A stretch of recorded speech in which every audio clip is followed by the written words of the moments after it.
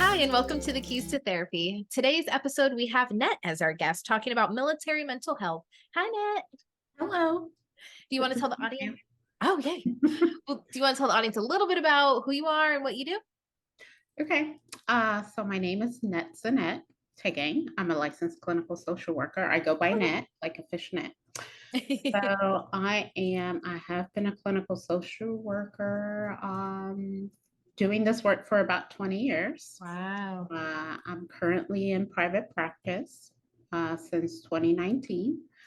I focus in working with clients and trauma work in anxiety and depression. And what else? EMDR. I live in Virginia. I'm licensed in Virginia and Tennessee. And I love what I do. Yay. And you're good at it too. Oh, thank you. Yeah.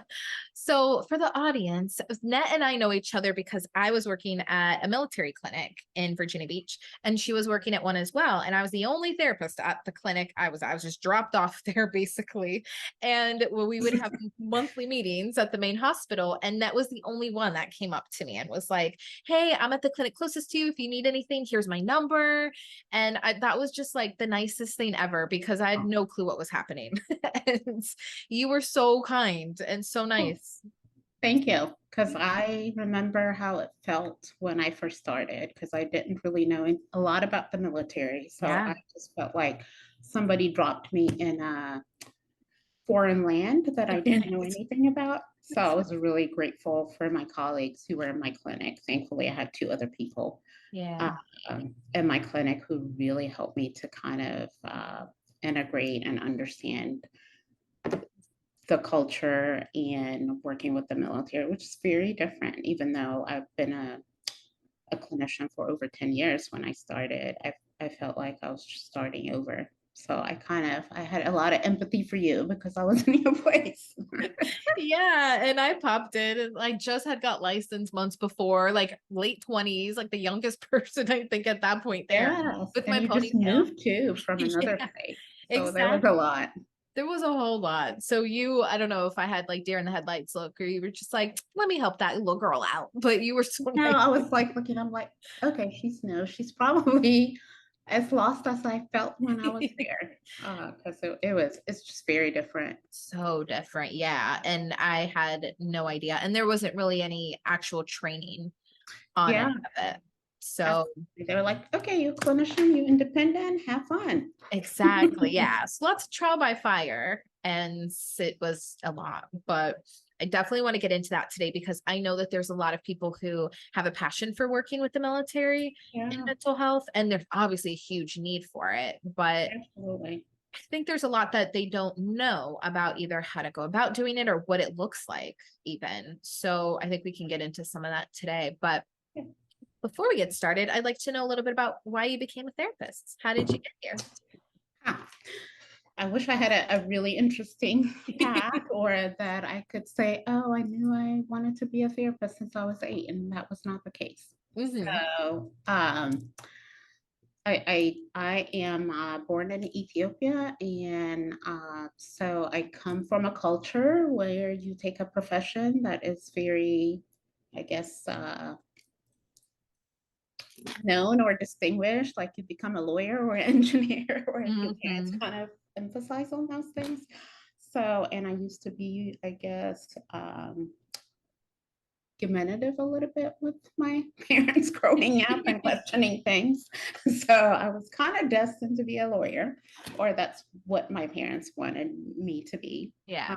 So I chose psychology because I thought, well, if I'm going to be a lawyer, that might be a good thing for me to know a little bit about how people are. And I thought it was interesting. So I Hmm. chose that as my undergrad and as my major. And I had a minor in criminal justice to kind of have an understanding of the law and how that works. And so I think as an elective, so I really enjoy psychology. As an elective, I took social work, which then became my other minor because I liked it so much. So I start doing volunteer because that's one of the things. I mean, I'm very partial about social work, so I I put that out there. Yeah. So there was a lot of, they emphasized on doing volunteer work and internship and things like that. So as an undergrad, I worked in a family center where I was able to see like at-risk parents. And then I was, as a volunteer, sometimes I was allowed to shadow the in-home therapist, which was very interesting to me because I've never even really thought about therapy or mental health as a profession because Yeah. it's not my background, or I don't have a lot of background in that. And as I was taking the criminal justice, I just felt like, you mean that even though I know somebody has killed somebody and they're my clients, I just had, I guess, with my personal value, it just Yeah. didn't align. Um, so I was kind of confused about where I was going to go after graduation. And I remember in my last year, this person came to our class, and I think she was at LCSW. And I remember her asking, is there anybody in this room who would want to work with people and become a therapist, but is not necessarily interested or don't care if they've been called a doctor? And I remember two people, we raised our hand, and she told us a little bit about that. Yes. So I worked as a case manager for a year, which I was like, okay, I can't do this for the rest of my life, which I learned a lot. Oh, yeah. So that kind of led me to go back to get my master's in social work, and kind of that mapped into doing clinical social work and therapy. And here I am. Yeah. I love that. It's like a non-traditional path though. It is. I think it's kind of, I'm so glad I kind of stumbled into it. Yeah. And it makes sense, even with some of the lawyer stuff, right? It's still like helping people. It's Yeah. still, talking to people. Like there's still a lot of elements that are parallel, but Yeah. just like I said, maybe more aligned with values, more I guess choice too, and like who you work with and how and stuff like that. So Absolutely. And I think one of the things I like about social work is that self-determination and an empowerment piece of it is I mean, I guess even as a lawyer, kind of depending on what you would do, but I love that it's kind of hands-on. It's not so necessarily on looking down on a client or seeing them as, from a disease model yeah. versus strength and empowerment. So it just kind of spoke to me, and I love the therapy piece, so it worked out. Yeah. For a lot of people, honestly, because I know you've seen a ton of clients over time. So, Yes. well, how did you end up then with the military? Because like you said, you'd already been working in different spaces and then it shifted to there. Yes. That was also by accident, I guess, or life circumstances. So at that time, I was living in Nashville and actually working as a behavioral health consultant in primary care. And my husband got a job working for the Navy. That means we had to move to Virginia, and that was really hard. I loved being in Tennessee, and because that's where I went to school, and that's where I worked, and that's where my family was.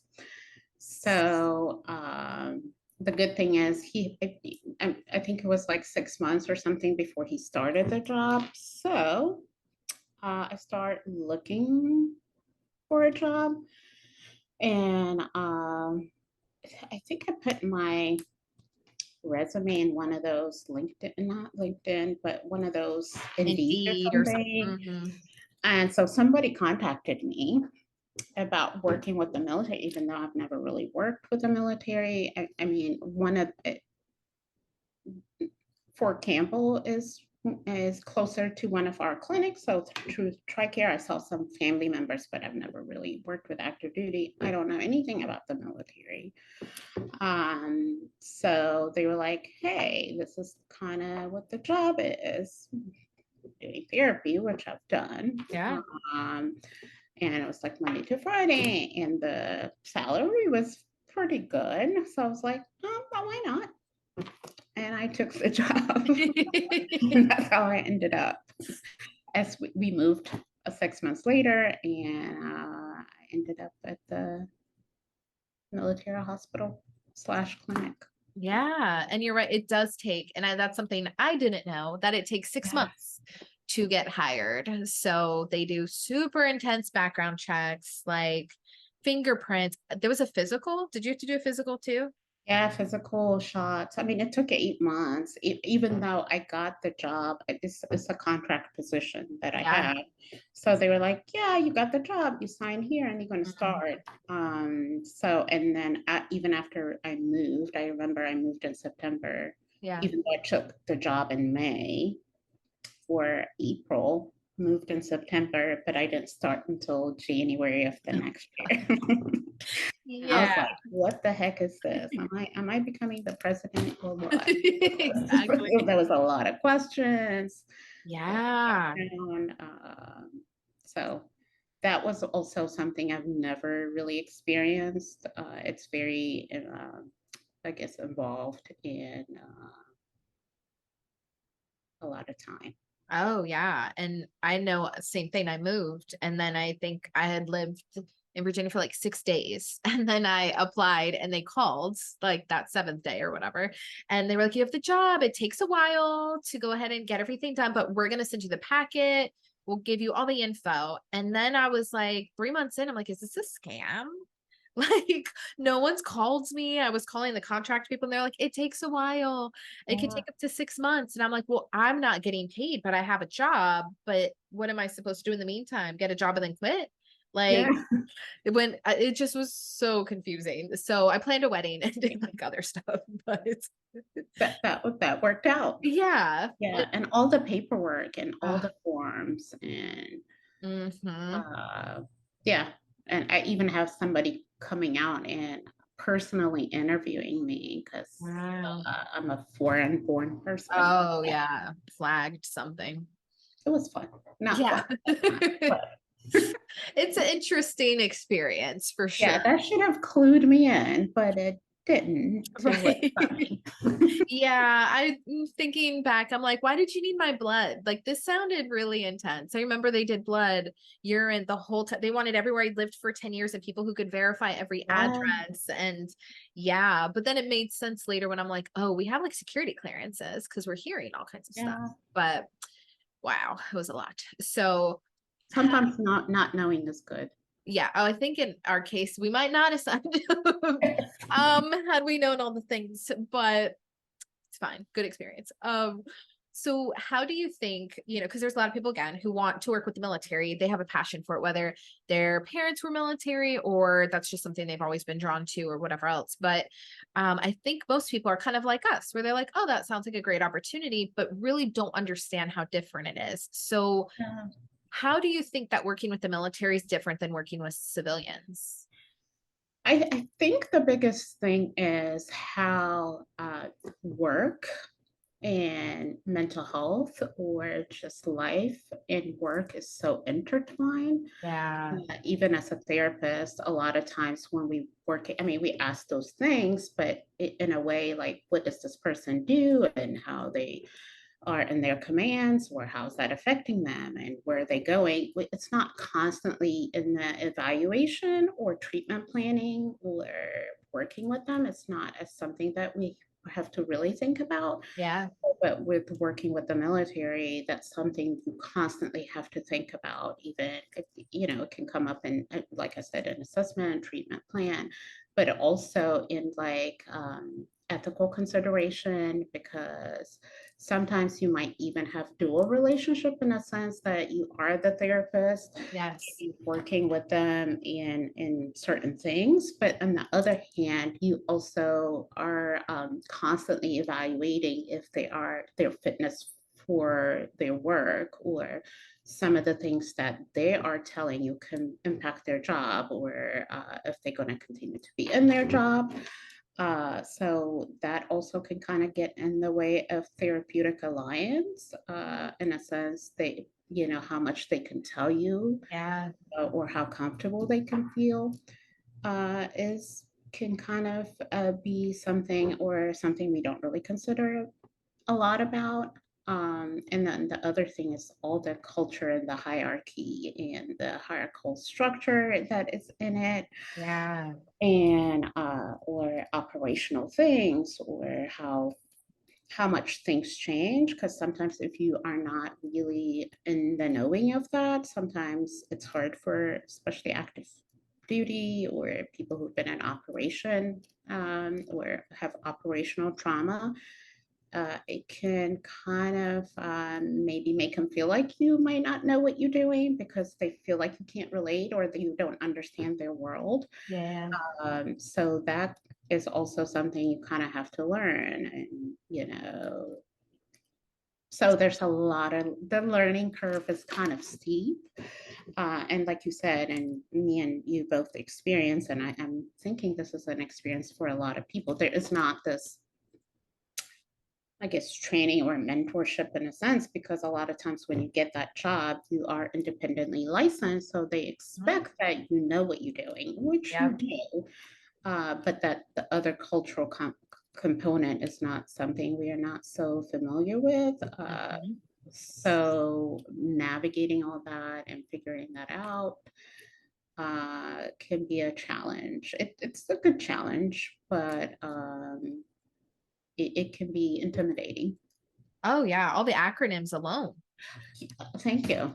Sometimes you're like the what? Like you have a full sentence and be like, I understand two or three of the words because you use so many acronyms. I literally don't know what we're talking about. Yes. Um, And sometimes, if you stop and ask people, that can be frustrating for them. yeah. Also, clinical presentation can look different. Even depression can look a whole lot different. Some of it, the structure of the military might not allow, in a sense, you might not see that people are not doing anything because they have to do it. They have to get up. They have to go Yeah. to work, which can be good for depression, right? But in some ways, irritability, anger might show up more. Yeah. There's also a stigma of coming to treatment, and Yeah. sometimes how they enter treatment is also can be different, because sometimes they there because not because they want to, because somebody at the command says they need to. Yeah. So there is a lot of complexity of how much the work influence mental health, and how they access or even get treated, or if they get better too. Oh, absolutely. Because most of my clients, even still, there's a lot of them that I don't even fully know what they do for work. Yeah, I'll know it, kind of like the absolutely.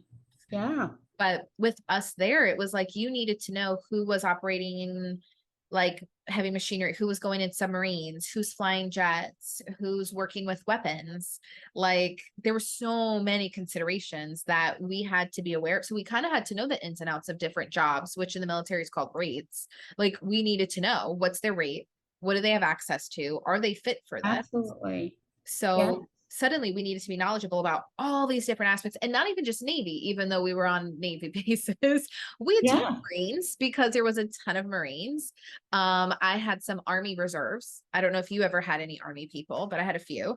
yeah. And the reserve is very different too. There Exactly. are people from submarines. That is also a very, very different, even how they Yes. access, or what what they can tell you or what you can do, and constantly. And the other thing, I just even talking about it makes my chest a little bit tight. Yeah. But Flashbacks. at the end of each session, you kind of have to be like, okay, is this person fit for duty, or Yes. can they carry firearms and things like that?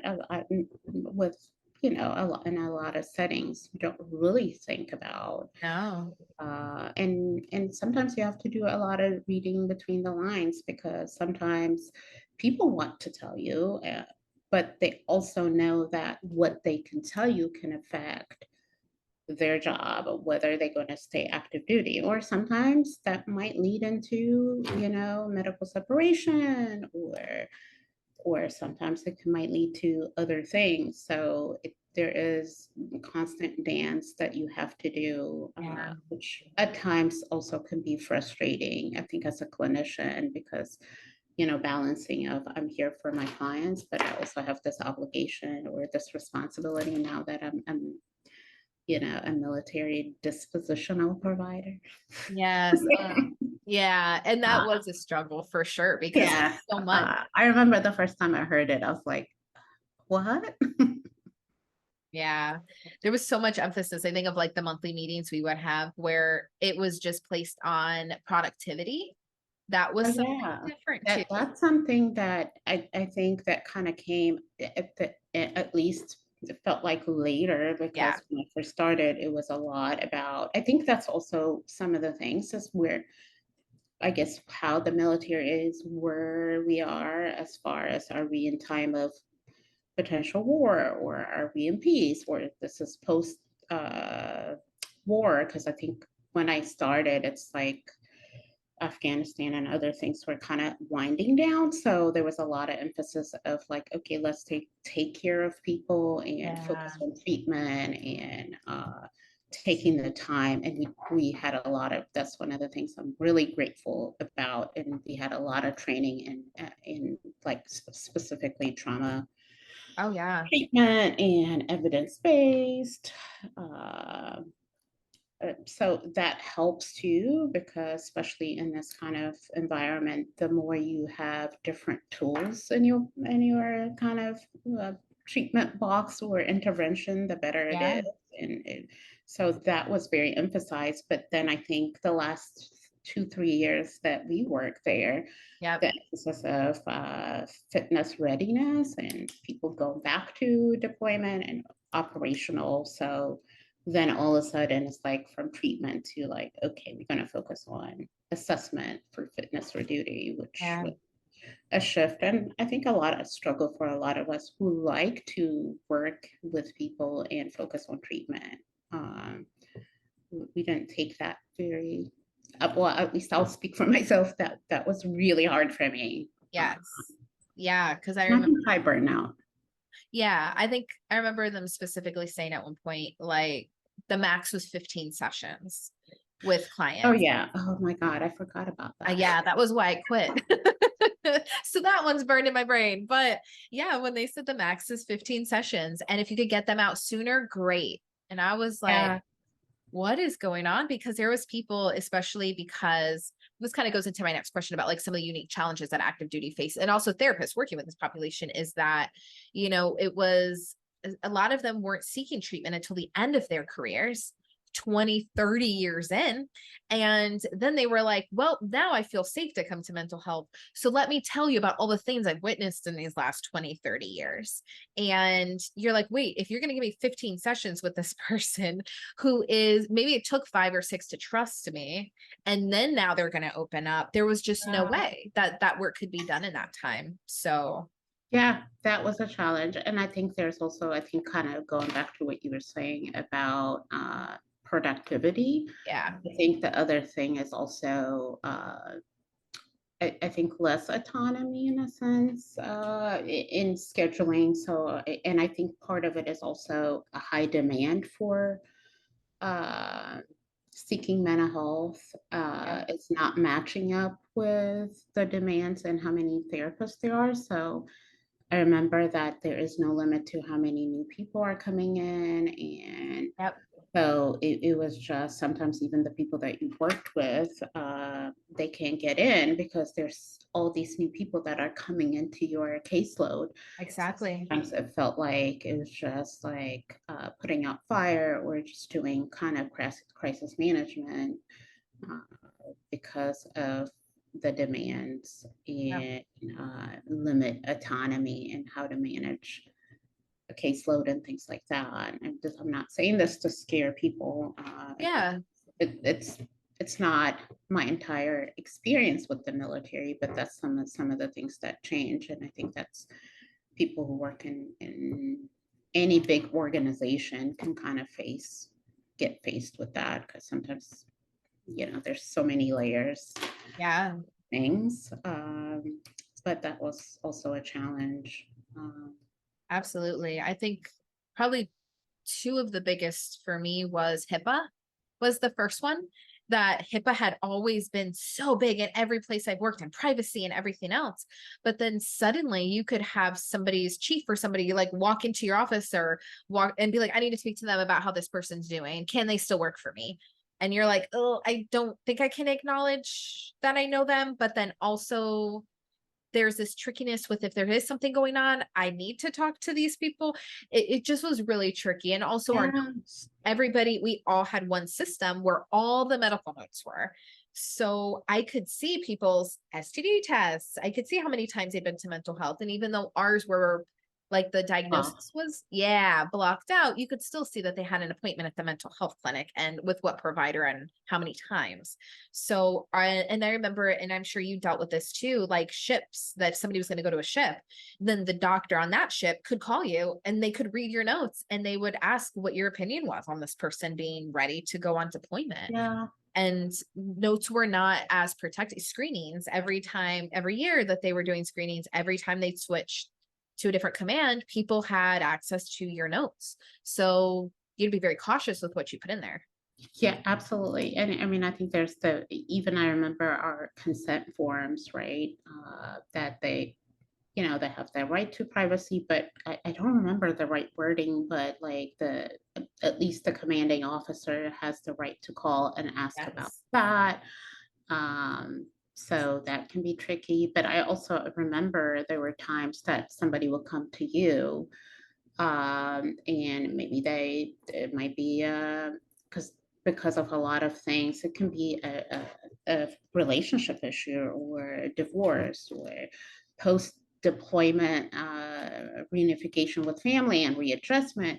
So you might have seen them for 15 times or 18 times, and then and might have been okay if they are in shore duty, which means Yeah. they're not going out on deployment. But as soon as they getting screened for deployment, I remember, like you saying, even though they can't really see the diagnosis, that once they go to the ship, which I kind of also understand from the ship Yeah. perspective, because there's only one doctor and they're going to be gone for 8 months, and getting people off the ship is a lot of challenge. So Yes. sometimes they just look at, they don't even know what the person is coming from. But I remember they saying, oh, this person has been to mental health 15 times, so they're not. I don't want them on the ship. And I remember sometimes you have to advocate and then call. I can't remember where the Like main honesty people to screening. advocate, but I Yeah. forgot what it's called, to say, hey, this person is really fit. This is what's happening, but they're not at risk because, Right. safety risk, because if that person is not fit, it's not only affecting them, but it's also can be a liability for the ship. But Right. those things are a challenge, and sometimes it's really hard to even determine if this person is fit, in a sense. Yeah. Yeah, they can be fit, uh, and they can be supportive, but if with the high really stress operational things can change too. Exactly. So Yeah. just having that kind of responsibility in a sense, especially once we were kind of became the face of some of that, or to make that decision, that was really hard, especially with limited training. Yes. It just felt like a little outside, at least for me, outside of my scope. And that's one of the reasons I ended up leaving. Yeah, absolutely. Because I think that for so many years, we were told we couldn't do that. We had to assess fitness for duty to a certain extent, but we couldn't actually do any of the paperwork or make the Yeah. ultimate And then decision. we send them to somebody else, which I think was really good in a sense. We just Mhm. say, hey, I think you need that. And I think it kind of create a little bit of a separation. I'm doing treatment. And once I send you that is, even though the person who's assessing is looking at your notes, but at least there is a little bit of separation Yeah. between, we can work on stuff and this person can make the determination. But when that collided and you Yes. become the treatment and the dispositional person, then it create a lot of I mean, it was stressful too, to kind of constantly sitting and having both hats because Right. they don't always and are not in alignment in a sense of working with the person. We're a bit, Yeah, you're working for the Navy and you're working for the person, exactly. And that's where that yeah, whatever military branch. exactly. Yeah. And that's where that second big challenge for me, I think, was where it almost felt sometimes like we were in the military because Yes. we had the main hub of the hospital, even though we were at the clinics and removed by a degree, like we still had to answer to people from the hospital and they still made the ultimate decisions about how things were structured and policies and all of that, typically without taking into account or talking to the people who were doing the work. So we had parallel, I think, experiences with some of our clients who were struggling with the command's making these decisions, my chief's making these decisions, these officers are making these decisions, and I'm stuck. And it was like, well, we were stuck in a system where we were like, well, they're telling us that these are the policies now, or here's the things that we have to do. Yeah. Our notes, I mean, gosh, one note with one client for one session would be like 6 to 8 pages because of all of the different screeners and things they had us attached to them. Yeah. So it was like, well, this isn't fully clinically necessary, but these are all the protocols they want. So I think there was kind of parallel processes of, well, we were sort of in the Navy too, to a sense, because that was ultimately who we answered to. Yes. But also keeping, yeah, while we have to, that ethical obligation to do what's best for Right. our client. So sometimes what's best for your clients might not be in alignment to what's best or a good fit for the Navy. So that was constantly a challenge. Yeah. And I'm sure ultimately, yours is also a little bit maybe different because I know you were in a command where you had to kind of interface with the flight surgeon. yes. Oh, yes. So the flight surgeons or the flight doctors, I was at a command where it was all jets and stuff like that. And so they could just walk on over literally to my office and just be like, hey, what do you think about this person? And it gets tricky because they're their doctor, right? So we're all in the same system and, they could see the notes or they would come in and quote something that I'd written because they'd opened the note and read it. And so it was very tricky. Or they would just come and sit down because my door was open and be like, so I need to talk to you about this person. And I'm like, I don't know that I can talk to you about them. Um, and all of that stuff just got very tricky. And a lot of times, and this is where, again, like you were saying with that conflict, my number one alignment was to my client. And it was very, very stressful at times because it almost felt like I was the only one who cared about the client in this huge system Yeah. where they were looked at in a lot of ways like a number. And like you said, I totally understand that too, right? Like you need to make sure that this person, especially depending on their job, if they're really responsible for something heavy, like nuclear, something flying the jets, you have to make sure that safety wise everybody's good. But it felt sometimes like it was a battle of, I almost felt like my clients defenders in a lot of different situations, Yeah, an advocate. absolutely. Yeah, I mean, we didn't even get into that, but like with sexual trauma and Yes. how the command kind of gets involved in that, and even in the prosecution or investigation of all of that, there's just, you kind of have constantly have to wear different hats. And I'm sure other disciplines have struggled with that, but I think with, especially as a clinical social worker, the core values, Yeah. the self-determination, that's not necessarily They don't care in about that. alignment with military for a good purpose or reason. Mhm. But it's I think there's a lot of ethical dilemmas now that I'm kind of thinking about it. There was a ton. And I think and it's hard because I feel like I rarely had any issues with the actual clients. Yeah. Very rare. I mean, and I guess then to spin it to more the positive because we did love the clients. But Yes. I loved working with them. I mean, I still work with some active duty now that I've seen for years or people that have retired because like we built such great relationships. And I think we had a benefit as civilians. I know in your clinic was more families and dependents, but still you saw active duty obviously as Yeah. well. But I think a lot of them wanted to go to your clinic or wanted to see me at mine because we were civilians. So I think for most people, you would think I always thought it was the opposite. People are going to be in the military and want to see somebody in the military who gets it.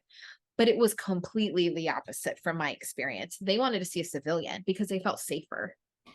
Absolutely. I think, yes, for the most part. Mhm. But I think when it comes to operational trauma, I think sometimes that I found it, at least initially, to build alliance because I think with a lot of things, if you've never been there, how can you Yeah. understand? But I think and I think that's why it's really important to kind of strengthen that clinical skill. I think when that strengthen, eventually you can get that, but when there's a time limit, that can also get in the way of Right.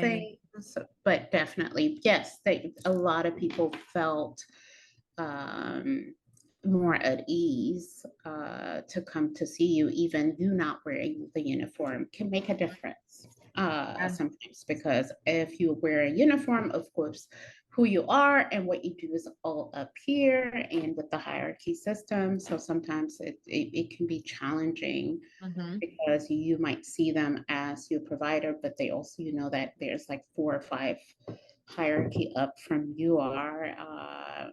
It's very interesting than Yeah. you would ever see anywhere else.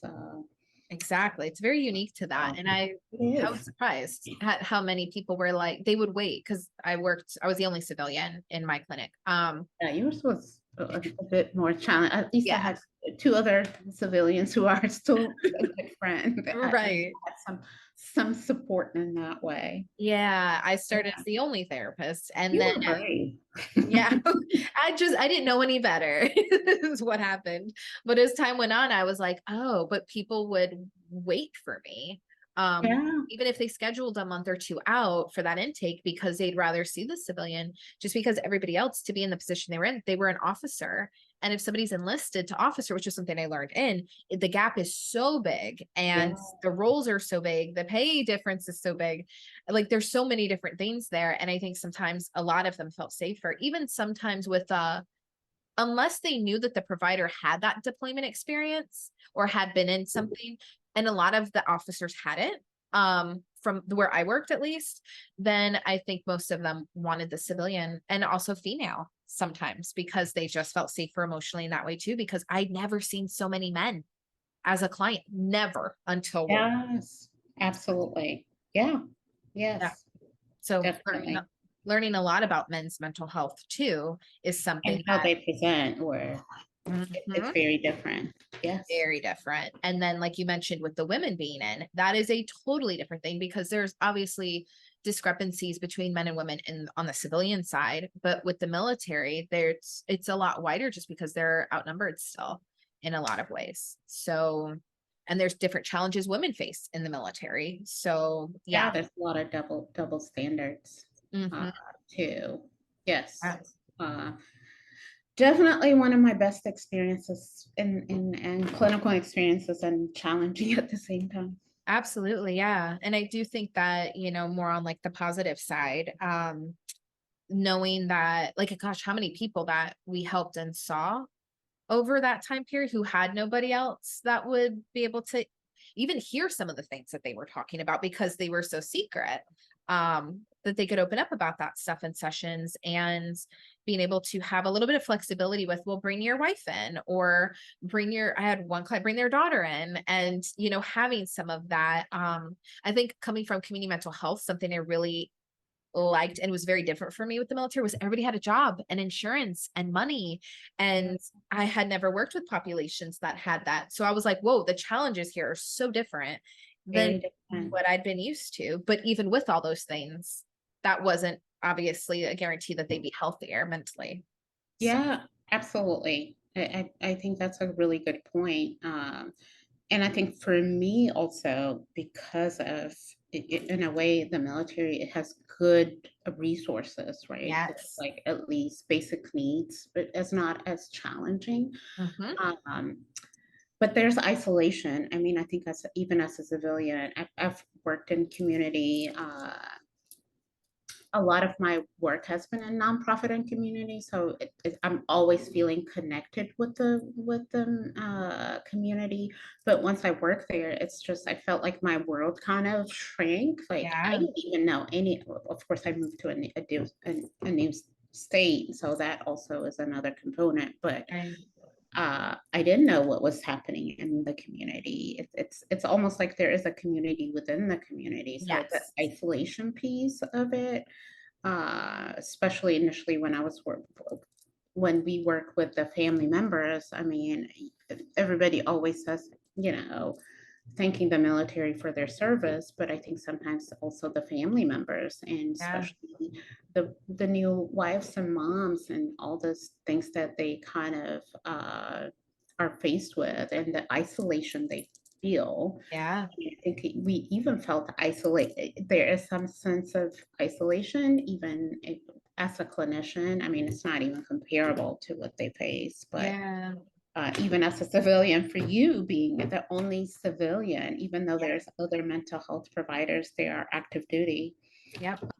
So there is a sense of isolation, of feeling feeling alone in a sense is another thing, even not just as a person, but as a civilian Oh yeah. There's so many parallels. providers. So, a lot that we felt too, which I did not anticipate. And like you said, also depending on where you work, some dual relationships, because I know where I was in a medical clinic, there, in order for people to be able to leave work to go to therapy, they would just come see me. So it was very awkward at times because I was a dependent there for a while my husband was in. So if I was getting my Oh, prescription, I forgot about that. yeah. So if I'm getting, gosh, I remember one of my clients once worked in pharmacy and she just walked over to my office with my birth control prescription because she was like, I saw it in the back, so you don't have to wait in line. I just brought it for you. And I'm like, oh, okay. Yeah. Don't worry about that ever again in the future. But it was just, yeah, Yes, yeah.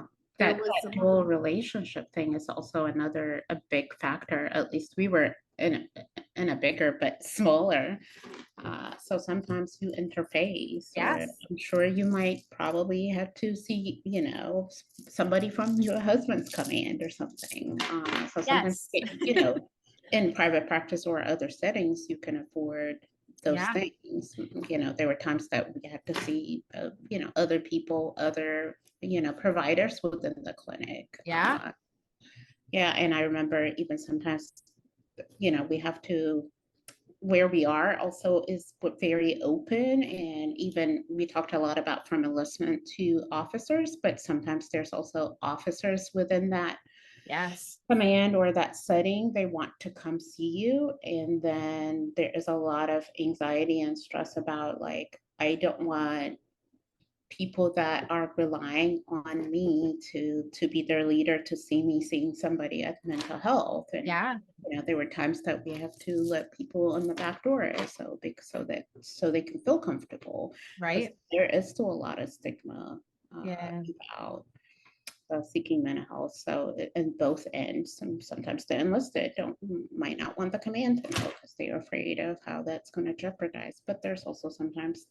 from the other end, they're also afraid that this might compromise, how they are viewed or perceived, mhm, or their ability to lead, or how people will see that. But I also have seen that where that can be beneficial when right. Yeah. Or other I've shit, but it's there's a lot of complex work is part of treatment. I mean, I don't know how yeah. to put it. Yeah, that's it. And there's Bye. so many layers. It almost sounds like it goes back to what you were saying earlier. It almost feels like a small town where it's like Yeah, I can run into anybody at the grocery store. I could do this, yeah. even though Virginia Beach isn't that small. But yeah, it felt like that. And you're right. I know people who would go to your clinic who were stationed at Oceana, or I would see people from Portsmouth or different areas because they were like, I don't want to run into the people on Yeah. base. Or a lot of clients, when you said that about the uniform, I remember I'd have multiple clients that even if they saw me in the middle of the day, they would go change their clothes to civilian clothes and they'd come see me in civilian clothes because they felt better, freer, and they could just kind of move easier. And then they would change again to go back to work. And to them, that was worth it for that anonymity, like to be able to come in and feel like themselves when they took that uniform off. Or I'd have some that because they wear like an undershirt and then the over one, they would take that off when they Yeah, come sit in, not just because it was really hot, even though it was a lot of the time, but they would take that off and put on another chair and be like, okay, now I feel a little bit more like me. So absolutely. I guess Yes. I as a mean, therapist, adapting to what the client needs or wants. Yes, and also, which is initially when I found out, kind of relating to that, if somebody is like didn't come to your appointment, remember, so it can be considered as UA or Oh that. yeah. So they almost are, I guess, ordered to keep the appointment and things like that. Um, so there were even times that can kind of they feel like they're gonna get in trouble if they don't Yeah. see you, or sometimes when they come to see you, they just feel like they have to be in this military. There were times I would tell people and say, okay, part of it is like, you don't need to wear your uniform the next time. I'm Exactly. gonna call you by your first name. So Yep. to kind of create a little bit of separation so they can they're not just telling me what they think I need to hear, but so Hmm. they can feel like it, not they're not human, but they can feel like more of themselves and Themselves. have a safe space to talk, within reason, right? Because I still have a lot of obligation about Right. what I can report, but to kind of ease them, that there is some safety and I am not an officer, Hmm. even though as a provider, sometimes people equate that because all the providers are officers. They kind of equate you in that Yeah. kind of light. So sometimes tell people, say, okay, no uniform, and I'm Ned, and you're John. Exactly. It starts. Yeah, I would be like, just Sam or Samantha, like whatever one. And then it's funny because a lot of the older ones would be like, all right, doc. And I'm like, I'm literally not a doctor. I didn't go to school for that. And but it made them feel like, but I'm going to get a checkup. And Yeah, so for them, having that piece be a little bit more like, nah, doc, like we're good. And I'm yeah. like, okay, just as long as you know I'm not claiming another degree. I Like, guess we're I'll be good. doc for today. Yeah. And so I noticed some of the older ones, but it would say that. But it's just, yeah, it was a very interesting experience that I feel like most people have maybe an idealistic picture of working with the military, right? Like, I'm going to go and I'm going to help this country and I'm going to help the service members. And yes, you're doing that, but there's a lot of challenges that not only they face, because I think I was maybe anticipating more of what the clients would be facing, never thinking of the challenges I would be facing in Yeah, that because setting. we're not. Yes, because don't have that awareness. I mean, it's very different than how we, as a Western society, how we operate. Yeah, Is very different, and even the hierarchy system is very different. absolutely. Yeah. That individuation and self-determination is kind of something, as a society as a whole, is something that's embraced, which is the opposite when it comes to the military. So Exactly. that's very interesting. It's a very strange shift. And the amount of things you learn, like you said, about people's jobs. Like, I know a ton about so many different jobs in the Marines and the Navy. I I mean, a know. couple Air Force, like it's just very interesting. But I think for, I was going to ask about, kind of what steps do you think therapists should take who want to work with this population? And I guess that kind of falls into that of maybe educating yourself a little bit more on the ranking structures, the branch you're going to be working with, stuff like that. But Yeah, yeah, I think that's really important. I wish that, in a sense, well, maybe this is how I supposed to learn it, but it would have been kind of with a packet and say, okay, these are yes, the things that you need to know. So yeah, I think understanding the culture, the cultural competency. I mean, I think we talk about a lot in mental health, and I know cultural competencies in minority and other right. areas have been emphasized and is needed. But I think there is a piece of cultural competency in military culture. Oh yeah, Center for Deployment, I think it's called Center for yeah, it is. Deployment, where uh, they have a lot of resources, free classes that you can take. I think that will be really good, Oh yeah, to do that. The other piece of it is, um, I guess, assessment and intervention in trauma spectrum, because trauma spectrum is very, it's something that comes up, a lot. either because of operational, or sexual trauma is much higher in military population versus in civilian population. That's another Suicide too. piece. Mm-hmm. Yeah, and so that is important. And the other piece, is, which we haven't really talked a lot about, is risk assessment. Yes. Which every clinician, but I think in the military is the bigger piece and Yes. constantly that you have to do. And not only, I guess, suicide, but also homicidal risk Yes. assessments are Yes. Learn that one.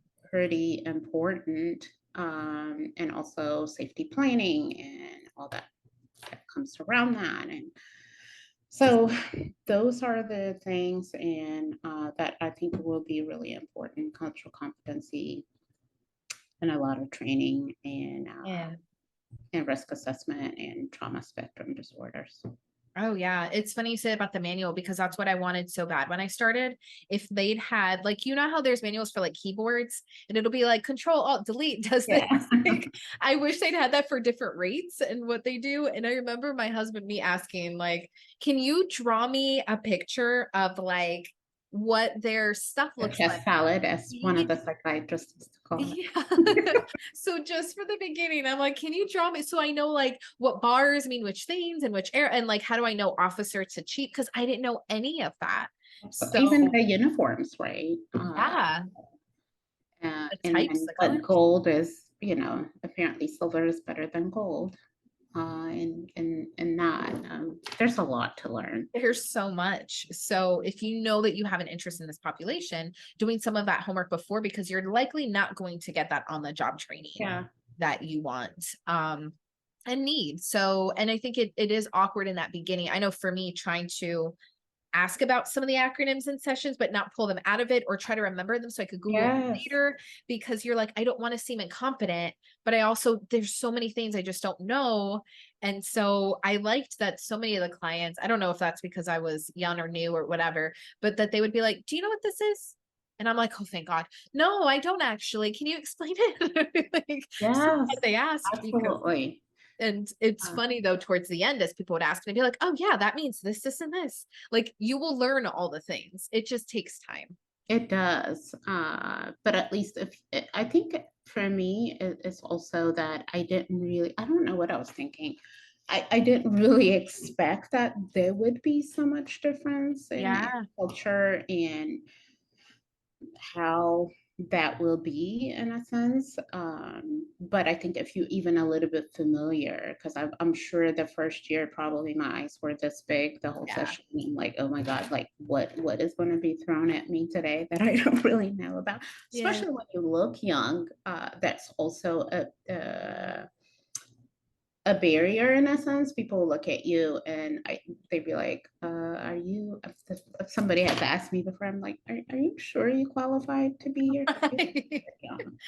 Yeah. So when you're dealing with that on top of that not knowing can be a barrier. Yeah. So I think just familiarizing yourself with that and Absolutely. even consult or seek out or reach out to other people who have experience in that helps because I was very thankful. I was in a clinic with two other providers who Right.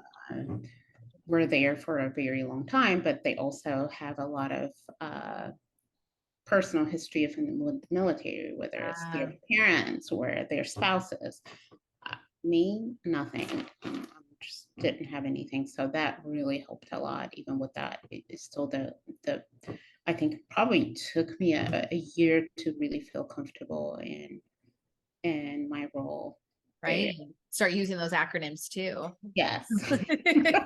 All thousand of them because there's so There's a lot. Everything has an acronym. I know all of it. So yeah, it just was, and that's how they speak. So you'd be like, gosh, I gotta translate this later. Or I'd pick Yeah, one, which one sounds the most important and ask about that one absolutely. and Yes. kind of use context clues for the rest of the sentence. But Yeah. So like, you get it. definitely, there's a lot of, I guess, non-clinical things that affect clinical outcomes.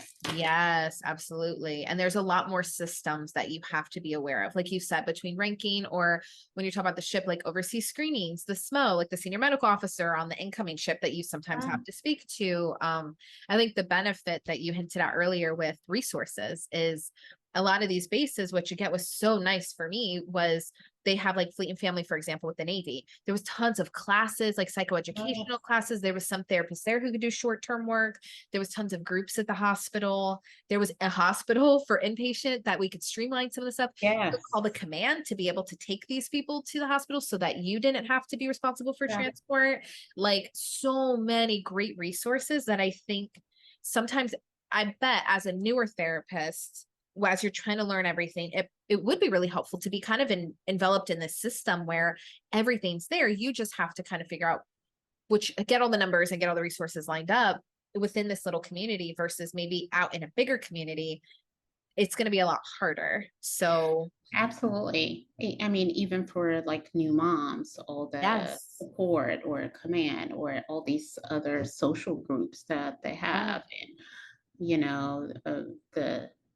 the walks for a new mom. There's Yeah. a lot of stuff that's really built in, so that's another strength. But sometimes even navigating all of that, if you are not aware of it, I Oh, mean, yeah. I think most people, if you're a spouse or if you grew up in the military setting, you have some familiarity. But I Right. think having some sort of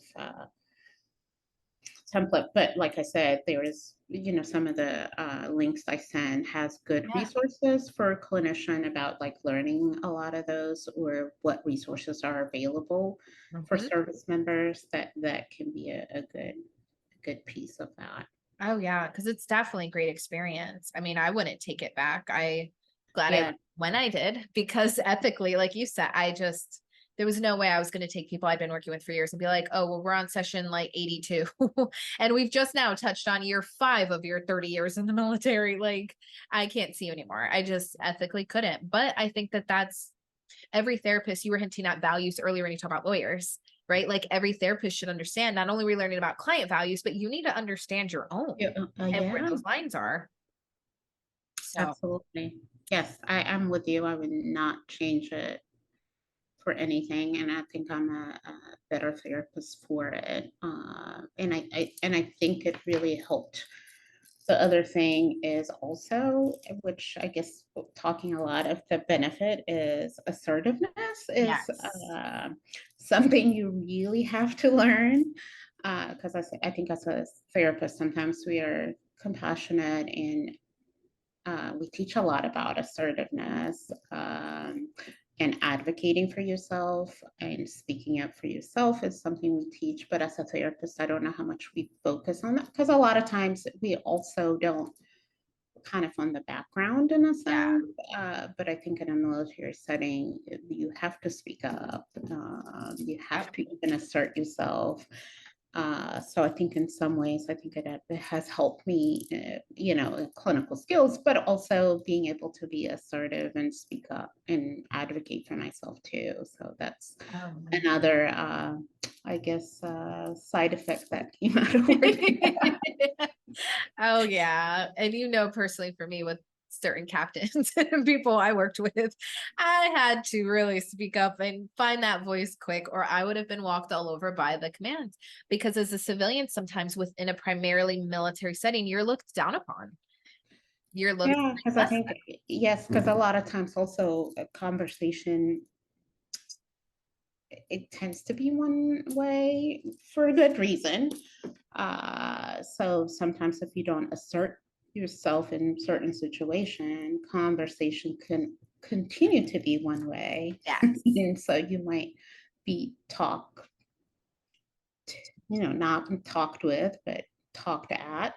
Yes. Oh yeah. So that's also interesting. And I'm glad I went through it. It wasn't so much maybe fun at the time, but I think Right. it was a good learning experience as a person and as a clinician. Oh yeah, and I met a ton of amazing people. And my clients, oh my Yes, gosh, people from all over the world.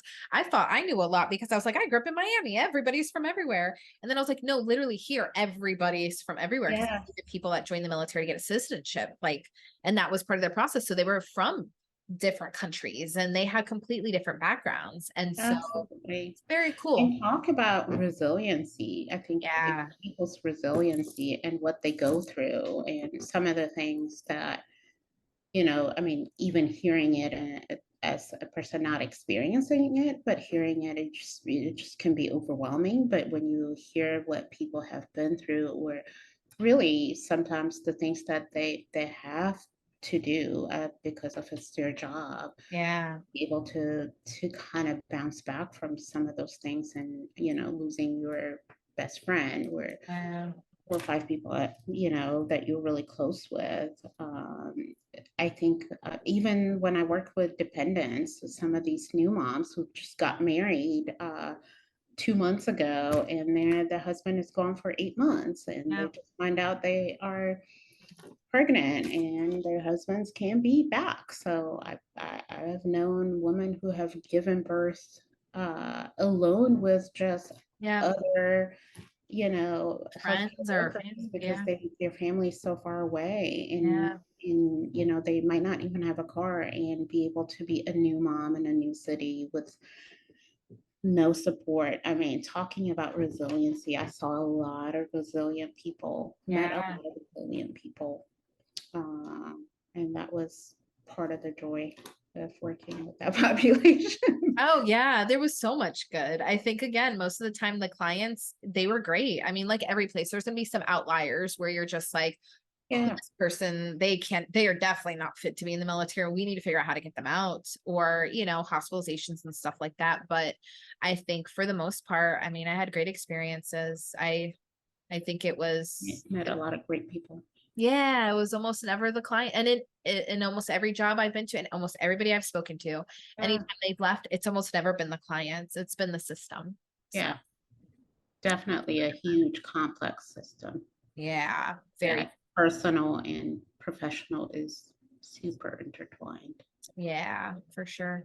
But well, I appreciate you coming on here to talk to me about all this stuff. My pleasure. This was fun. Yeah, it's like memory lane for us. Yes.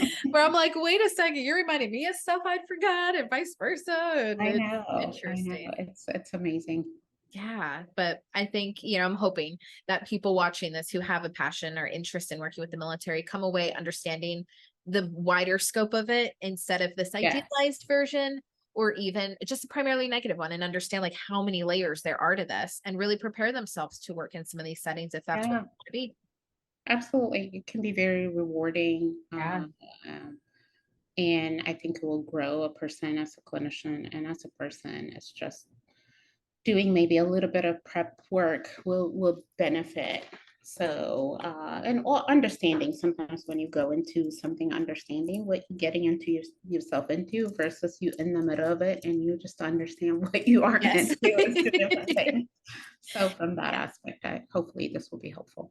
Yeah, it's like learn from us. Do as much prep work as possible so you are not caught off guard, I guess, when you're in it. But well, is there anywhere people can find you? I know I'm going to link everything below, but it sounds like your Instagram. I know personally that has been so pretty because you're by the beach. So there's so many beachy things Yes. and pretty things. Absolutely. Instagram. I also have the what my website, Yeah, rp-w.com, is my practice, but also Instagram, which is therapy with Net. nice. I try to kind of be inspiring. A lot of times, when I walk in the morning, try to do at least a little bit of self-care before I start work, either meditation or walking. So a lot of my Instagram is typically inspired by those experiences. Love Uh, it. so I would love for people to follow and connect. And if Yeah. they have any questions, they can reach out, go to the website and hit the contact and send me information, and I can be helpful in that way. We also have a Yep. Facebook where page for the practice, where I have a lot of actually they even a lot about working with military, that either videos or some articles, Yeah. um, that it's mostly geared to for clients and people who are accessing care. So Hmm. there's that. So Yeah. And hopefully in the future, some consultations that you will be offering. paid consultations for your Yeah. time and knowledge, because you got a lot of knowledge and a lot of experience. So Yes. look forward to that. So yes. Uh, yeah. Um, I'll link so I everything. left that. I've started at my own practice, which has Yeah. been good. And I know that's something that as clinicians, at least for social workers, I don't know if things have changed. That's not something that we don't really learn about how to kind of run your own practice. And I've learned a lot of do's and not to do's. And people have been asking, so I'm thinking about maybe that would be something I can kind of offer. So Absolutely. it's in the making. Yes, it is. So stay tuned for that, everybody. But well, thank you again for being a guest. I'm gonna link. My pleasure. Everybody could follow it. The Center for Deployment Psychology. There's a lot of resources that you sent me to be able to put in like the notes. So I think that that'll be helpful for people as well. But Yeah. thank you so. Especially Center for Deployment Psychology is great. They Oh offer yeah. a lot of great um, training, but they also have consultation that Yeah. with psychologists. I think mostly psychologists. If you're working with mental health, you can schedule and talk with them about. And they have a lot of good resources if you do like CPT or Prolonged exposure. I remember uh, training through that. yes. Yeah. So they have like all the handbooks and things, and they have free trainings. There's some seminars and webinars that you can do, but there's also trainings that you can sign up for. Yeah. Oh, It's a really good resource. I think that's Center for PTSD also has a lot of good resources for working with military. And I yeah, can't for sure. remember the other ones on top of my head. Now you sent me some, so I'll put them down there so that way they're good. Everybody can kind of scroll through and see what they want to click on and research themselves. But so yeah, so for you guys who want to follow, go ahead and subscribe to the channel so you can keep up to date with all the future stuff going on. I have a Facebook group for new therapists and an email list. All that's linked below too. So hope to see you guys next episode. Thanks, Net. Thank you. Bye, guys.